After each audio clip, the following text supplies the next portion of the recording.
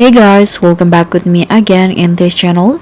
So in today's tutorial, I'm going to show you how you can get this secret block in Escape Tsunami for Brainrots. So as you know that in the Escape Tsunami there are lots of blocks that you can get, which include Lux block or legendary, rare, or epic blocks. And if you want to catch this one, the secret block, you can just find the red one in here. So you can just go to the area until you find the red blocks in here. And let's see what I get inside the secret block. So you can just hold it first and click on it, and after that it will appear. So I got the Statutino Libertino, and then it will automatically add it to your inventory.